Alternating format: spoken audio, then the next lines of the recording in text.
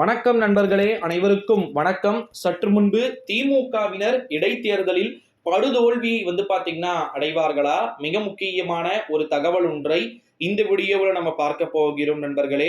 வீடியோவை முழுமைக்குமே ஸ்கிப் செய்யாமல் பார்ப்பது நிச்சயமாக உங்களுக்கு முழுமையான புரிதல்கள் தெரியும். உள்ளது உள்ளபடி ஓகேங்களா. விக்கிரவாண்டி நம்முடைய விழுப்புரம் மாவட்டத்தை சேர்ந்த ஒரு தொகுதியில் அடங்குகிறது.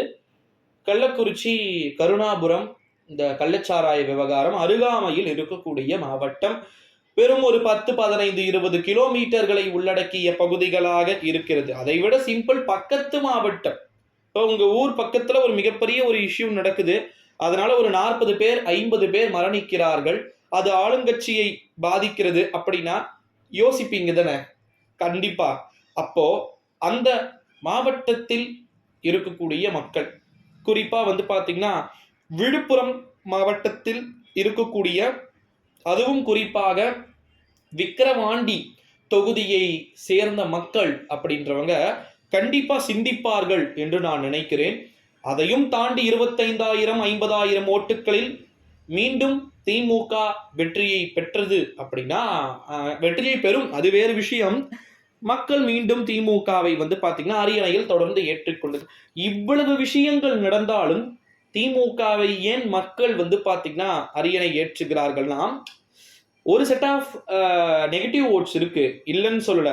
பட் நெகட்டிவ் ஓட்ஸை கம்பேரிசன் பண்ணுற போது பாசிட்டிவ் ஓட்ஸ் வில் பி ஸ்டாலின் பாத்தீங்கன்னா வின் பண்றதுக்கு காரணமா இருக்கு. புரியுதுங்களா உங்களுக்கு? கெட்டதே நடந்தாலும் மக்கள் ஜெயலலிதாவை 2வது முறை முதலமைச்சராக்குனாங்க. தெரியுமா உங்களுக்கு? 2016 அப்ப தமிழ்நாட்டுடைய முதலமைச்சர், தமிழ்நாட்டுடைய அரசாங்கத்திற்கு ஜெயலலிதா வரமாட்டார் அப்படின்னு சொல்லிட்டு எல்லா அதிகாரிகளும் திமுகவின் பக்கம் சாய்ந்தார்கள். திராவிட முன்னேற்ற கழகத்தின் தலைமையிலான அணியின் பக்கம் சாய்ந்தார்கள். ஆனா நடக்கலையே, நடக்க உடலையே. 100% பாத்தீங்கன்னா ஆனா திமுக வலுவான நிலையில வந்துச்சு. 100 தொகுதியை திமுக ஜெயிச்சாங்க. அதிமுக 134 சீட்டை பெற்று தனி பெரும்பான்மையாவே ஆட்சி அமைச்சிட்டாங்க. ஓகேங்களா? அதே மாதிரிதான் இப்ப ஸ்டாலின் இருக்கிறார், நல்லதும் செய்யறார், மக்கள் ஓட்டும் போட்டுடுறாங்க, அதெல்லாம் வேற விஷயம். பட் இந்த மாதிரி நடக்கக்கூடிய விஷயங்கள் அவ்வப்போது திமுகவை மிகப்பெரிய ஓகேங்களா விஷயத்துல இருக்கிறதுக்கு வாய்ப்பு இருக்கு அப்படின்னே சொல்லலாம். இடைத்தேர்தல் தானே, இடைத்தேர்தல் என்றாலே வழக்கம் போல ஆளுங்கட்சி தான் மிகப்பெரிய ஒரு இடத்தை பாத்தீங்கன்னா பெறும். ஆனா அதிமுக கோட்டை விட்டது தான். இப்ப கூட இந்த ஒரு சம்பவம் நடந்திருக்கு. தீவிர அரசியலை இறங்கி இருக்கிறீங்க, ஜெயிக்கலாம்ல, ஏன் நிக்கலாம்ல. ஆனா எடப்பாடி முதலமைச்சராக முடியாது, அதுக்கு கட்டமே இல்லை. ஓகேங்களா? ஸோ வெயிட் பண்ணி பார்க்கலாம் நண்பர்களே.